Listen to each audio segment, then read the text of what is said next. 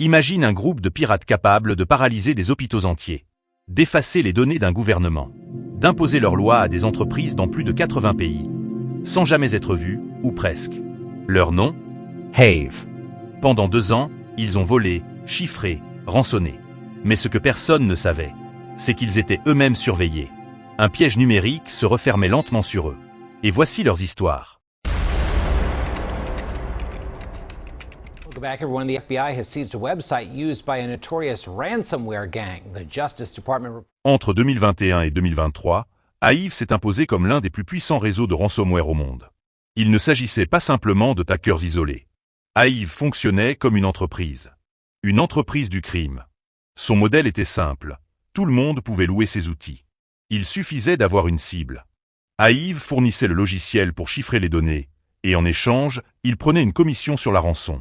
La première attaque connue a frappé un hôpital aux États-Unis, dans l'Ohio. Résultat, plus de dossiers médicaux, plus de mets, plus d'imagerie. Des opérations annulées. Des vies en danger. Et ce n'était que le début. Hive a ensuite enchaîné. Le Costa Rica. L'Inde. La France. La mairie d'Annecy. Le groupe d'Amar. Des ministères. Des cliniques. Des écoles. En 2 ans, Hive aurait fait plus de 1500 victimes. Et récolté environ 100 millions de dollars.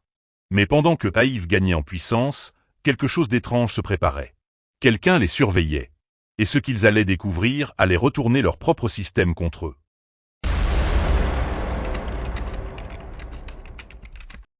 En juillet 2022, le FBI infiltre discrètement le réseau de Hive. Ils réussissent à pénétrer leurs serveurs principaux, à copier leur infrastructure, à comprendre leur fonctionnement de l'intérieur. Mais au lieu de les arrêter immédiatement, les agents prennent une décision beaucoup plus stratégique. Ne rien dire. Et observer. Pendant près de 6 mois, à chaque fois que Hive lançait une nouvelle attaque, le FBI interceptait les clés de chiffrement. Et les envoyait aux victimes, dans le plus grand secret. Résultat. Des centaines d'entreprises ont pu récupérer leurs données sans payer la moindre rançon. Plus de 130 millions de dollars ont été évités. Hive continuait à opérer, sans se douter que son propre outil était devenu un piège. Petit à petit, les pirates remarquent que quelque chose cloche. Leur efficacité semble chuter. Les victimes retrouvent leurs fichiers trop rapidement. Mais ils ne comprennent pas.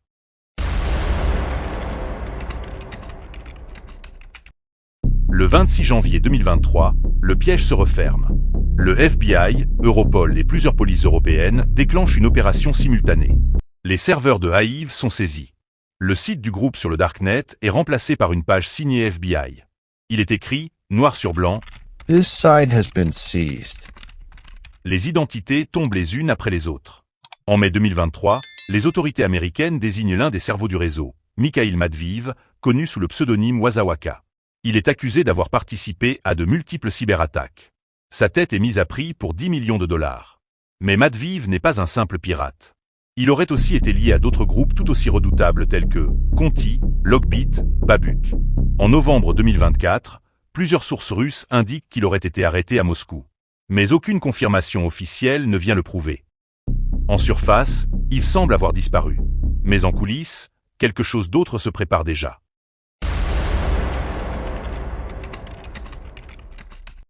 Quelques semaines après la chute de Hive, les chercheurs en cybersécurité repèrent un nouveau groupe, Hunter International. Leur style est très familier. Trop. Le code utilisé est pratiquement le même. L'interface ressemble trait pour trait à celle de Hive. Les méthodes sont identiques. Les experts n'ont aucun doute. Hunter International n'est rien d'autre que la réincarnation de Hive. Certains parlent même de continuité directe. D'autres d'une récupération du code source par d'anciens affiliés. C'est une réalité dans ce milieu. Les groupes criminels ne meurent jamais vraiment. Ils changent de nom, se réorganisent et reviennent, souvent encore plus dangereux qu'avant. Hive n'était qu'un nom sur une liste. Une liste qui ne cesse de s'allonger. Aujourd'hui, d'autres groupes prennent le relais. Logbit, Black Cat, Lazarus. Le cybercrime a changé de visage. Ce n'est plus un jeu. Ce n'est plus du sabotage. C'est une industrie. Et cette industrie ne dort jamais.